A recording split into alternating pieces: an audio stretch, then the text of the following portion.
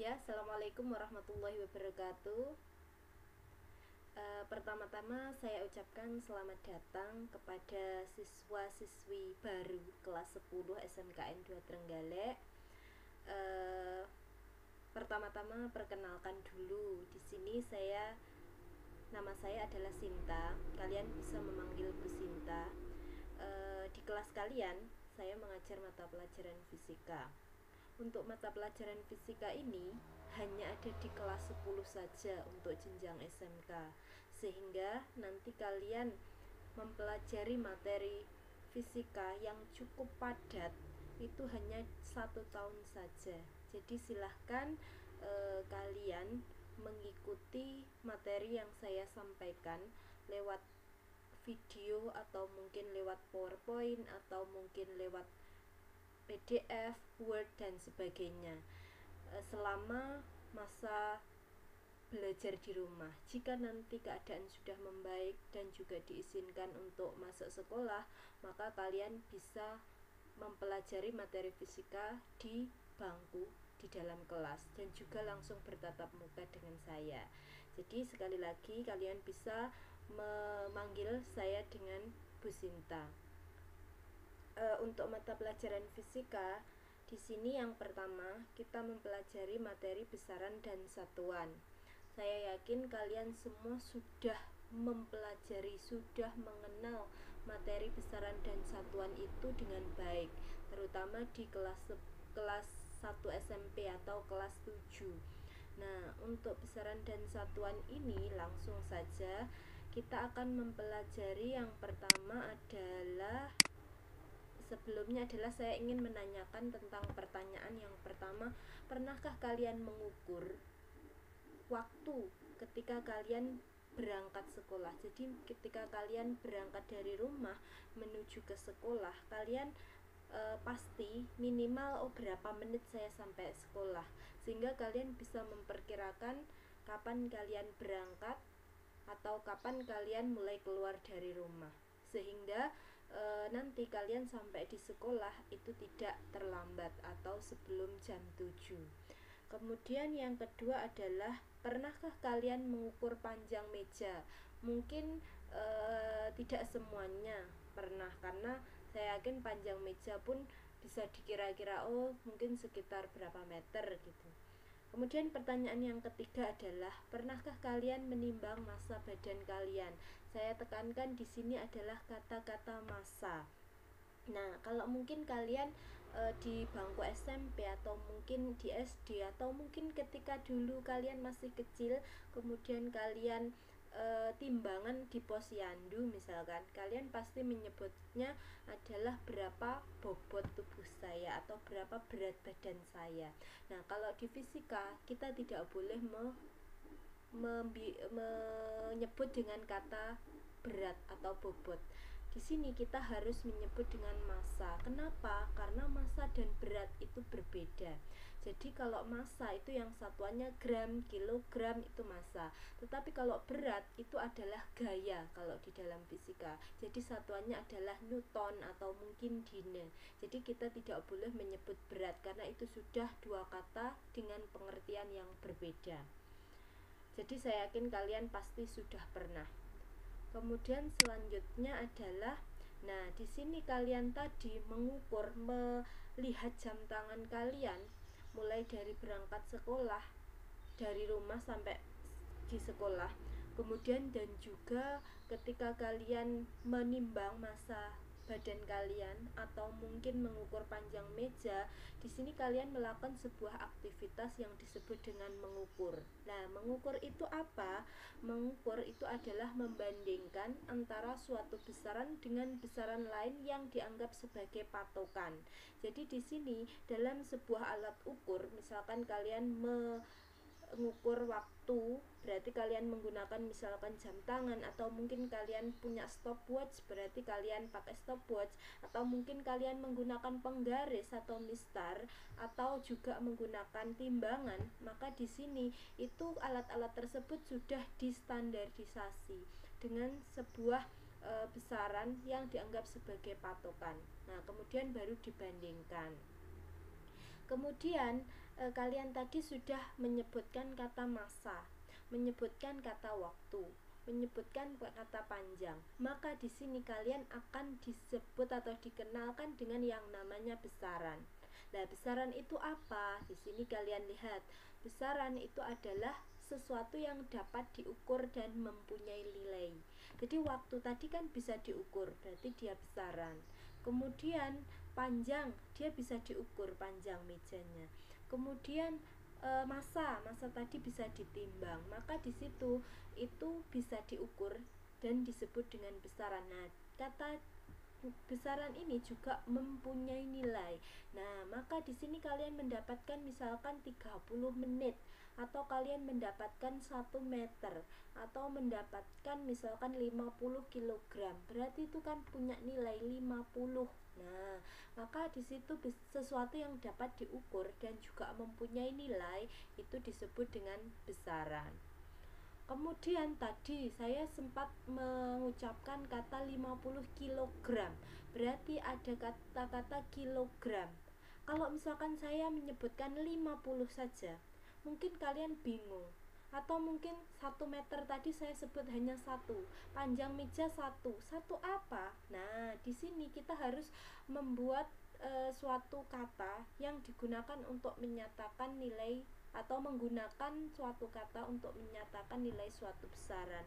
Nah, ini yang disebut dengan satuan. Jadi satuan adalah cara menyatakan nilai suatu besaran. Contohnya kilogram tadi, atau mungkin menit, sekon, detik, atau mungkin meter, sentimeter, dan sebagainya. Itu yang disebut dengan satuan. Kemudian yang selanjutnya adalah contoh, misalkan di sini kalian pernah di rumah mengetahui kabel penghantar, saya yakin. Nah, di dalam kabel penghantar, kalau misalkan disambungkan atau dihubungkan dengan sumber tegangan, maka di situ akan mengalir yang namanya arus listrik.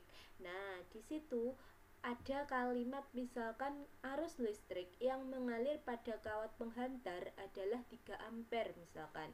Maka kita bisa mendapatkan yang namanya besaran, nilai, dan satuannya. Besarannya yang mana? Yaitu adalah arus listrik. Arus listrik itu kan yang diukur kuatnya, berarti kita sebut dengan kuat arus listrik. Kemudian nilainya, berarti nilai itu angka berapa, maka di sini nilainya 3. Kemudian cara menyatakan tadi kan adalah ampere, maka itu adalah satuannya. Jadi satuan kuat arus listrik itu adalah ampere. Bisa dipahami? Nanti kalian mungkin bisa menyebutkan contoh lain, misalkan saya menimbang massa badan saya sebesar 50 kg. Berarti di sini besarannya adalah massa, kemudian nilainya adalah 50, dan juga satuannya itu adalah kilogram. Sudah bisa dipahami kan ya? Oke. Kemudian yang selanjutnya itu adalah besaran. Sudah kalian ketahui bahwa kita bisa membedakan atau menggolongkan besaran itu ke dalam 2 bagian, yaitu yang pertama adalah besaran pokok dan yang kedua itu adalah besaran turunan. Nah, besaran pokok dan besaran turunan itu bedanya apa? Besaran pokok dulu kita pelajari. Besaran pokok itu adalah besaran yang satuannya sudah ditetapkan atau sudah ditentukan. Jadi sudah menjadi sebuah kesepakatan bahwa itu adalah satuan dari besaran pokok. Besaran pokok itu ada 7. Kalian bisa lihat di tabel ini, yaitu yang pertama itu adalah panjang, kemudian massa, waktu, kuat arus listrik, suhu, jumlah zat, dan juga intensitas cahaya. Jadi ada 7 besaran pokok. Di sini lambangnya sudah ada, bisa kalian lihat ini di tabel. Kemudian satuannya, panjang satuannya adalah meter, massa satuannya adalah kilogram, waktu satuannya adalah sekon, kuat arus listrik satuannya ampere, suhu satuannya Kelvin. Jadi di sini saya menyebutkan adalah satuan SI ya. Mungkin kalian mengenal lebih familiar satuan suhu adalah Celcius, tapi di sini satuan SI dari suhu adalah Kelvin. Jadi kalau misalkan nanti kalian mendapatkan besaran dalam satuan Celcius, maka kalian bisa mengubahnya atau mengkonversinya ke dalam Kelvin. Kemudian jumlah zat satuannya mol dan intensitas cahaya itu adalah satuannya kandela. Nah, jadi ada 7 besaran pokok, itu harus hafal. Jadi di sini harus hafal kalian tentang 7 besaran pokok. Mengapa kok harus hafal? Karena selain 7 ini itu masuk ke dalam besaran turunan. Kalau besaran turunan kalian tidak perlu menghafalkan. Kenapa? Karena kalau kalian sudah hafal besaran pokok, berarti selain itu masuk ke dalam besaran turunan. Oke, sudah, nanti kalian bisa melihat tabel ini. Kalau kalian menggunakan HP, maka kalian bisa men-screenshot, di pause dulu kemudian di screenshot. Sudah ya. Kemudian yang selanjutnya adalah besaran turunan. Besaran turunan itu adalah besaran yang satuannya diturunkan dari besaran pokok. Jadi kalau tadi kalian mengenal satuan dari besaran pokok, maka satuan besaran turunan itu aslinya diturunkan dari besaran pokok. Meskipun pada familiarnya itu kadang ada istilah baru tentang satuan dari besaran tersebut. Misalkan di sini contohnya adalah luas, kemudian volume, kecepatan, percepatan, itu semuanya adalah besaran turunan. Atau mungkin yang lain, energi, kemudian gaya, kemudian tekanan, kemudian misalkan ada contoh lain usaha dan sebagainya, maka itu semua adalah termasuk besaran turunan. Nah, ini contohnya luas. Luas itu kan satuannya adalah meter kuadrat. Kalau kalian di matematika, kalian mengenal luas persegi itu kan sisi kali sisi. Maka di sini sisi itu kan meter, sisi yang lain juga meter. Berarti meter kali meter itu kan meter kuadrat atau meter persegi. Maka nanti di sini satuan dari luas adalah meter kuadrat atau meter persegi. Lah, meter tadi itu kan satuan dari panjang. Berarti di sini luas itu kan turunan dari panjang. Berarti satuan dari luas itu adalah turunan dari satuan panjang. Jadi maksudnya seperti itu besaran turunan. Begitu juga contoh yang lain, kalian bisa melihat atau mencari contoh-contoh yang lain dari internet atau mungkin dari buku atau mungkin dari catatan kalian ketika di bangku sekolah menengah pertama dulu. Sudah? Kemudian yang selanjutnya adalah konversi satuan. Tadi saya sudah menyebutkan sekilas tentang mengubah atau mengkonversi satuan. Jadi di sini kalian akan mengenal berbagai macam satuan. Ada beberapa contoh, misalkan untuk panjang dulu. Di sini yang bagian atas ini adalah semua dari satuan panjang meter. Tapi meter itu kan bagian depannya itu macam-macam. Mungkin kalian mengenal kilometer, atau mungkin kalian mengenal sentimeter, milimeter, dan sebagainya. Maka nanti kalian bisa mengubahnya ke dalam meter. Contoh misalkan 1 kilometer itu sama dengan 1000 meter. Ini 1 gigameter itu 10 pangkat 9 meter. 1 megameter sama dengan 10 pangkat 6 meter. 1 mikrometer itu sama dengan 10 pangkat min 6 meter. 1 nanometer itu sama dengan 10 pangkat min 9 meter. Contoh yang lain kalian bisa mencari sendiri. Misalkan 1 cm berarti kan 10 pangkat min 2 meter atau 0,01 meter misalkan. Begitu juga misalkan 1 desimeter misalkan, maka nanti kalian bisa mengubah ke dalam satuan meter. Sama juga dengan satuan massa, gram misalkan. Gram dijadikan kilogram berapa, atau mungkin satuan yang lain. Misalkan di sini kalian mengenal istilah kalori. Kalori itu adalah satuan kalor atau panas. Maka di sini kalian akan mengubah ke dalam satuan SI-nya panas, yaitu joule. Di sini 1 kalori itu 4,2 joule. Kalau kalian balik nanti 1 joule itu sama dengan 0,24 kalori. Sama, tadi juga saya sedikit menyinggung tentang Celcius. Misalkan 100 derajat Celcius itu kita ubah ke dalam Kelvin, maka tinggal menambahkan 273, yaitu 373. Atau 1 pon itu 0,1 kilogram, atau 1 menit sama dengan 60 detik misalkan. Nah, konversi satuan yang lain masih banyak, silahkan kalian bisa mempelajari sendiri. Di sini saya hanya memberikan beberapa contoh. Saya yakin kalian sudah masuk ke jenjang SMK, kalian bisa berusaha sendiri. Kemudian yang selanjutnya adalah dimensi besaran. Di sini dimensi besaran itu sejatinya kalau kalian mengenal tadi menurunkan besaran turunan dari besaran pokok satuannya, maka nanti kalian insya Allah untuk dimensi besaran itu mudah. Jadi dimensi suatu besaran itu adalah cara besaran itu tersusun oleh besaran pokok. Di sini besaran pokok tadi yang jumlahnya 7 tadi itu masing-masing punya dimensi.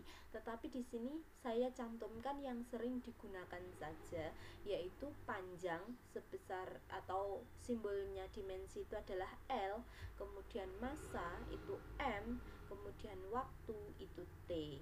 Nah, maka nanti kalau misalkan kalian disuruh mencari dimensi besaran turunan, maka kalian tinggal melihat satuannya. Misalkan contoh dimensi kecepatan. Kecepatan tadi kan meter per sekon. Maka di sini meter per sekon, meter itu kan satuan panjang. Berarti di sini L. Kemudian per sekon. Berarti sekon itu kan satuan waktu T. Berarti kan per sekon. Berarti sekonnya kan di bawah garis mendatar. Maka di sini kalau kita naikkan berarti kan menjadi T-1. Begitu juga misalkan gaya. Nah, kalian mengenal misalkan contoh gaya. Di sini saya menuliskan misalkan gaya. Gaya itu kalau misalkan dulu kalian mengenal itu kan massa, kemudian dikalikan percepatan. Terus kemudian massa itu kan satuannya adalah kilogram. Kemudian di sini itu percepatan. Kalau kalian melihat tadi kalau kecepatan itu kan meter per sekon. Kalau percepatan itu adalah meter per sekon kuadrat seperti ini. Berarti di sini kalian bisa menuliskan kilogram meter per sekon kuadrat. Nah, kilogram itu kan punyanya massa. Berarti di sini simbolnya adalah M. Kemudian meter itu kan punyanya panjang. Berarti di sini kita tulis dengan L. Kemudian sekon tadi punyanya waktu. Berarti waktu itu adalah T, berarti T kuadrat. Maka T kuadratnya saya naikkan ke atas, berarti menjadi M L T pangkat min 2. Berarti dimensi dari gaya itu adalah M L T pangkat min 2. Sudah bisa dipahami? Jadi seperti ini.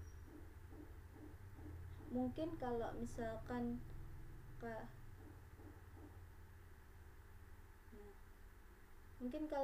di kamera terbalik apa enggak ya? Kalau misalkan terbalik kalian bisa menulis ulang ya, tapi insya Allah kalian bisa memahami apa yang saya tulis ya.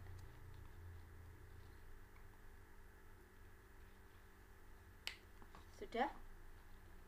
Contoh yang lain kalian bisa mencari sendiri atau mungkin bisa menurunkan sendiri dari besaran pokok. Misalkan dimensi percepatan tadi, dimensi kecepatan kok bisa dapat LT pangkat min 1 bagaimana, atau mungkin kalian bisa menentukan dimensi luas, volume, atau mungkin tekanan dan sebagainya.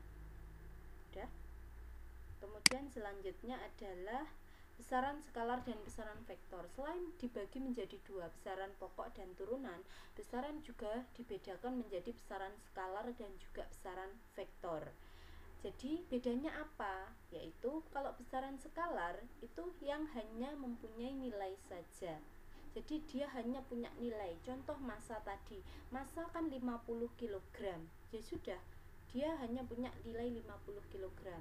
Begitu juga dengan jarak, misalkan jarak dari rumah ke sekolah misalkan 100 meter misalkan, maka di sini kalian bisa menyebut ya cuma 100 meter, itu berarti itu adalah besaran skalar. Tapi kalau besaran vektor itu selain punya nilai, dia juga punya arah. Jadi arah dari besaran tersebut akan mempengaruhi nilai dari besaran tersebut. Contoh misalkan kecepatan kalian misalkan naik sepeda motor ke arah utara misalkan berapa meter per sekon, kemudian belok ke kanan misalkan atau belok ke kiri berapa meter per sekon, maka itu nanti akan menghasilkan nilai kecepatan yang juga berbeda. Jadi arahnya itu akan mempengaruhi. Gaya juga, kalian bermain tarik tambang misalkan, ada yang sebelah kanan itu menarik ke kanan sebesar 10 newton, yang sebelah kiri menarik ke kiri sebesar 15 newton, maka 10 ke kanan dan 15 ke kiri itu akan mempengaruhi nilai dari gaya tersebut. Jadi kalau vektor itu arah mempengaruhi nilai, jadi dia punya arah dan juga punya nilai. Kemudian selanjutnya kita mendapatkan tadi besaran vektor. Vektor itu digambarkan oleh sebuah anak panah seperti ini. Nah, jadi sebuah anak panah, di sini ada pangkalnya, di sini ada ujung yang menunjukkan arah vektor. Jadi ada segitiganya seperti ini. Jadi itu menunjukkan arah vektor. Kemudian panjangnya vektor dari pangkal sampai ujung itu akan menunjukkan nilai vektor tersebut. Jadi misalkan vektor gaya 10 newton dan 20 newton, itu kalau gambar yang benar mesti yang 20 newton itu lebih panjang gambarnya daripada yang 10 newton. Bahkan kalau misalkan dibuat benar, maka di sini yang 10 newton tadi itu berarti panjangnya separuhnya dari yang 20 newton. Sudah? Jadi tadi di sini anak panah itu menunjukkan arah vektor. Kalau misalkan dia ke kanan, berarti vektor tersebut arahnya ke kanan. Kalau panahnya ke kiri, berarti arah vektornya ke kiri. Jadi itu adalah vektor. Terus kemudian yang selanjutnya adalah resultan vektor. Resultan di sini itu ketika ada lebih dari satu vektor dengan perjanjian. Kalau misalkan ke kanan kita pakai tanda positif, kalau yang ke kiri itu kita pakai tanda negatif. Contoh misalkan ada dua vektor, vektor A dan vektor B misalkan. Ini ke kanan semua kalau kalian lihat di gambar ini, A dan B, contoh yang pertama. Kemudian kalau kita lihat resultannya, berarti istilahnya jumlahnya, maka tinggal gambar ini di sini dan juga ditambah garisnya ini di sini. Nah, berarti resultan itu adalah A ditambah B. Otomatis jelas panjang sekarang itu mesti lebih panjang dari A maupun lebih panjang dari B. Ini ditambah. Kemudian contoh yang kedua, itu misalkan ada vektor A ke kanan dan vektor B ke kiri. Nah, maka B itu adalah tandanya min. Ini saya sedikit salah gambarnya. Jadi seharusnya ini mesti lebih kecil atau lebih pendek dari B, karena ini kan sudah dikurangi A. Berarti resultannya, karena yang lebih panjang itu adalah yang B, maka resultannya itu ke kiri sesuai dengan arahnya B. Kalau misalkan yang lebih panjang yang kanan, maka nanti otomatis resultannya itu juga ke arah kanan, mengikuti arah vektor yang lebih panjang. Tapi di sini vektornya itu lebih kecil seharusnya daripada yang B. Ini saya sedikit salah gambarnya, maaf, tidak apa-apa, kalian bisa mengoreksi sendiri. Sudah ya? Kalau sudah, selanjutnya yang terakhir adalah menguraikan vektor. Nah, di sini vektor itu bisa digambarkan dalam sebuah diagram kartesius x, y. Kalau mungkin kalian di matematika itu pasti sudah mengenal diagram kartesius, yaitu yang mendatar itu sumbu x dan yang vertikal atau tegak itu adalah sumbu y. Kemudian misalkan ada vektor ini, vektornya yang OF ini, OF atau vektor F saja karena di sini F-nya berada di tengah. Kalau misalkan F-nya di ujung kita sebut OF, tapi kalau di tengah seperti ini cukup F saja, O-nya nggak usah disebut. Kemudian membentuk sudut alfa di sini terhadap sumbu X ini, maka kita akan menguraikan vektor ini terhadap sumbu X dan sumbu Y dengan menyebutnya Fx untuk proyeksi terhadap sumbu X ini. Ditarik garis putus-putus yang tegak lurus sumbu X, maka didapatkan di sini. Kita tarik panah ke sini. Kemudian kalau yang sumbu Y berarti kita tarik garis putus-putus yang tegak lurus sumbu Y, kita dapatkan di titik ini. Maka kita garis dari titik ini sampai ke ini, kita sebut dengan FY. Maka Fx dan Fy itu kita tulis seperti ini. Fx kenapa kok F cos? Karena di sini dia samping sudut. Mungkin di matematika kalian nanti akan mengenal yang namanya trigonometri, yaitu sin cos tangen. Kalau misalkan cos itu berarti sisi samping dibagi sisi miring dari sebuah segitiga. Kalau misalkan kita menghafalkan, kalau cos itu adalah komponen yang dekat dengan sudut biasanya. Berarti ini adalah F cos alfa. Kalau misalkan sudutnya di sini, di sebelah sini, maka tinggal membalik saja. Berarti yang Fx itu F sin. Nah, terus kalau misalkan sudutnya kembali lagi tadi yang di sini, maka Fy itu adalah F sin alfa. Kalau misalkan kita pindah sudutnya yang sebelah sini, maka ya dibalik tadi, Fy berarti F cos alfa. Jadi kalian tahu sudutnya. Jadi kalau yang dekat, Fx kan di sini dekatnya sudut, Fy kan di sini kan lebih jauh, maka yang dekat ini yang cos, yang jauh adalah yang sin. Bisa dipahami. Nanti ini biasanya digunakan untuk memproyeksikan jika vektor itu tidak pada sumbu X atau tidak pada sumbu Y. Berarti di sini seperti ini, dia membentuk sudut tertentu, maka harus kita proyeksikan. Sudah? Ada pertanyaan dulu? Mungkin kalau misalkan ada pertanyaan, kalian bisa menuliskan di kolom komentarnya. Jangan lupa untuk menuliskan nama dan juga kelasnya atau mungkin nomor absennya kalau sudah tahu di kolom komentar, biar saya tahu siapa saja yang sudah menyimak video pembelajaran yang saya buat ini, sehingga saya bisa mencentangnya di kolom absensi kalian. Jadi silahkan kalian tulis, atau kalian misalkan belum paham, kalian juga bisa menuliskan di situ. Kalau misalkan kalian bisa mengusahakan, misalkan cari di internet atau di buku bacaan yang lain, silahkan. Tapi kalau misalkan kalian sudah berusaha tapi belum paham, bisa menanyakan ke saya lewat kolom komentar, atau mungkin kalian juga bisa lewat Japri, menanyakan lewat WA ke saya. Silahkan bisa tanya ke Bapak Ibu guru yang mungkin kalian sudah tahu nomornya. Bu, nomornya Bu Sinta berapa? Atau Pak, nomornya Bu Sinta siapa? Ada apa-apa, nanti bisa saya jawab. Untuk soalnya, soal latihannya mungkin bisa pertemuan berikutnya, karena di sini masih ada materi lagi untuk bab besaran dan satuan, tapi di pertemuan selanjutnya saja. Jadi untuk hari ini kalian bisa mendapatkan materi besaran, satuan, dan juga vektor. Untuk materi selanjutnya kalian bisa mempelajari angka penting dan juga alat ukur. Sudah bisa dipahami? Terima kasih.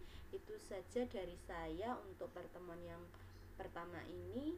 Kita ketemu insya Allah pertemuan berikutnya. Saya akhiri dulu. Wassalamualaikum.